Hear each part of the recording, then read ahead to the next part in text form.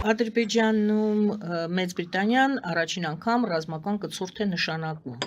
Ադրբեջանը կարծես թե մաքրեց իր դաշտը, բոլորին շպրտեց, այս կողմ են կողմ լրատվամիջոցներին հանեց, կառույցներ հանեց, Կարմիր խաչ հանեց, գիտենք, այդ հակակոռուպցիոն հանեց եւ հիմա Մեծ Բրիտանիան ռազմական կցորդ։ Դրան իհարկե նախորդեցին այցերը Լոնդոն, սկզբում Էրդողանի այցներ Լոնդոն, հետո Ալիևը գնաց Էրդողանի հետ խոսեց, հետո Ալիևը իր կարծեմ այս Հաջիևին ուղարկեց Լոնդոն եւ այլն, գնալ գալուց հետո կցորդ։ Ինչ է սա, ինչի մասին է սա խոսում։ Դե բազմից ասել ենք այս դիրքորոշում մեր մոտ Եվրոտիպում, Եվրատլանտյան մոտ, Արմենիա շատ ենք խոսել այդ թեման։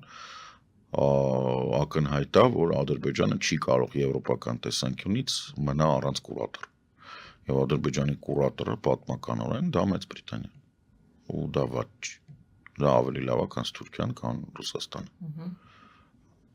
Հետևաբար, այո, եթե մենք Ֆրանսիան Մենք էլ այստեղ ունենք։ Չէ, եթե Ֆրանսիան ստեղ է բանանում, հա, պետք է հասկանալ, որ Ֆրանսիան եւ Մեծ Բրիտանիան հիմա նորից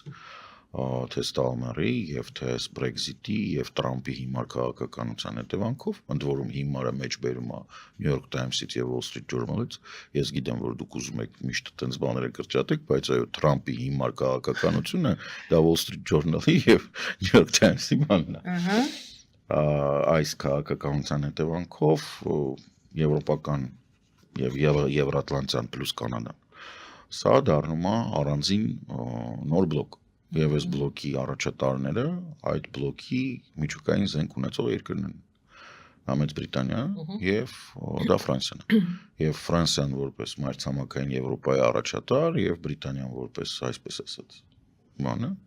Կանադա, Մեծ Բրիտանիա այդ կտորի, որոնք պատասխանատու են նաև Հյուսիսային Ատլանտիկայի համար, իրենք խաղում են այդ դաշտում։ Պարզ է, որ Ադրբեջանը պետք է վերահսկվի։ Եթե Հայաստանի պարագայում մենք Փառք Աստծո Ֆրանսիայում ոչ թե վերահսկվում ենք Ֆրանսիայի տեսանկյունից, այլ ամեն ինչ անում ենք Ֆրանսիան եւ մեծ հաշվով Եվրամիությունը ամեն ինչ անում են, որ Հայաստանը կարողանա ինքնուրույն իր սուվերենությունը եւ արժանապատվությունը, տարածքային ամբողջականությունը պաշտպանի կամ ունակ լինի պաշտպանելու, ինչին հիմնականում խանգարում է Նիկոլը, ապա Մեծ Բրիտանիան պետքա կուրացի անի Ադրբեջանին, որպեսզի ռազմական կրթորդը, որ այնտեղ ներկա է, ինքը նաեւ պետքա ասենք հետևի նրան, թե ինչ է կատարվում։ Եվ սա շատ կարևոր է նաեւ այն տեսանկյունից, որ անկանոն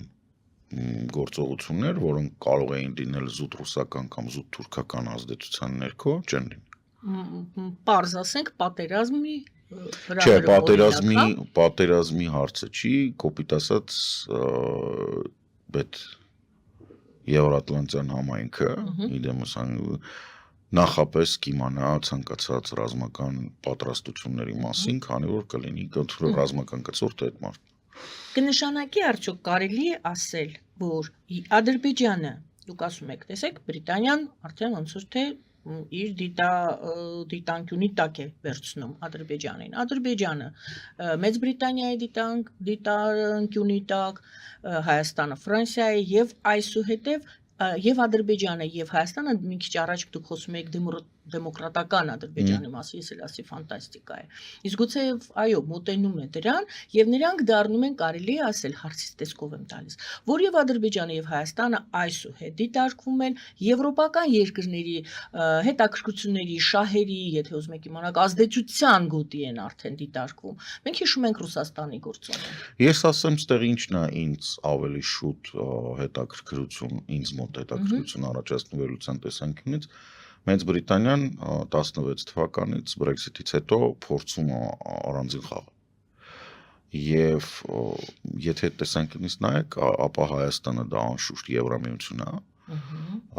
Ադրբեջանը եւ Կենտրոնական Ասիան եվրոպական, եվրատլանտյան ազդեցության գոտի։ Տարբերությունն է սա։ Հակասում են իրար։ Ուրիշ են։ Հակամարտում են իրար հետ։ Ուրիշ են։ Դժվար հակամարտությունը ավելի հեշտ է ուրիշների միջև կամ բանից, բայց այն որ ասում եմ the same kind նույն տիպը չի։ Հայերեն տենց բան կա չէ, որ ասում են տիպը կտրվի, այդ նույն տիպը չի, որովհետև Եթե դուք դիտարկեք նաև գործողություններ, որոնք տեղի են ունենում Ամերիկայի Միացյալ Նահանգների կոնգրեսում, որտեղ Թուրքիան փորձում են տրոհել եւ հանել Եվրոպա-Եվրասիա վարչությունից եւ հանձնել դիտարկել այսուհետ որպես մերձավոր արևելք, ապա ակնհայտորեն պետք է հասկանալ, որ զարգացումը, Եվրատլանտյան զարգացումը այլևս չի կարող դիտարկել կրիտիկական կերպով եվրոպական կամ հելենիստական քաղաքակրթությանը հակասող տարերին դիտարկել որպես Եվրոպա։ Այսինքն պարզա, որ մեծ հաշվով ուйղուրների, օղուզների եւ սելջուկների ժառանգները չեն կարող դիտարկվել Եվրոպա։ Այլ կողմից այս նույն հարցին մոտենանք։ Հայաստանի համար լավ է թե վատ, որ Բրիտանիան այնտեղ Ադրբեջանում ռազմական կցորդ է ձեռք բերել։ Որքան քո թշնամին վերահսկելի է քեզ համար հասկանալի գործոնների կողմից, այդքան ավելի լավ։ Սյունիքի մասին մի քիչ խոսենք, ինչու, որովհետև այդ կա այսպիսի տեսակետ, ես չեմ ասում, որ բոլոր տեսակետներն եմ խնդրում, որ դուք մեկնաբանեք, բայց այս տեսակետը կարևոր եմ համարում, որտեղ տարածված է, որ Մեծ Բրիտանիան դեմ չէ, որպեսի Թուրան լինի եւ Մեծ Բրիտանիան շահագրգռված կարող է լինել, որպեսի Սյունիքը դառնա այդ կապող միջանցք ոչ թե ճանապարհ, այսինքն անվերահսկելի լինի Ադրբեջանի Թուրքիայի համար եւ մեծ Թուրան վերականգնվի։ Դա Բրիտանիայի ծրագրերից մեկն է։ Այսպես տեսակետ գոյություն ունի։ Հասկանում եք, երբ որ խոսում եք բրիտանական ծրագրերից,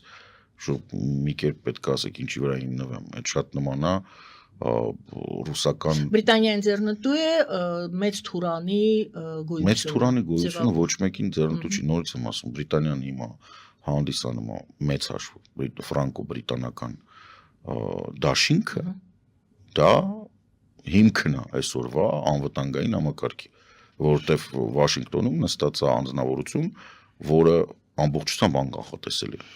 Եվ մենք ունենք մի իրավիճակ, երբ եվրոպական քաղաքակրթության հիմքը դա ֆրանկո-բրիտանական բանն է։ Ակնհայտ է, որ Թուրանը, որը Թուրան չի,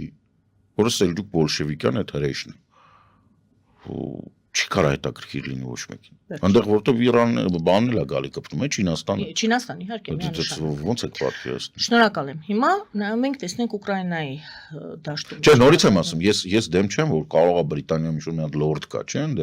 որ հա գալիս է Կիլտով, հա գալիս է Բաքու բան, որին տենց գիտեն։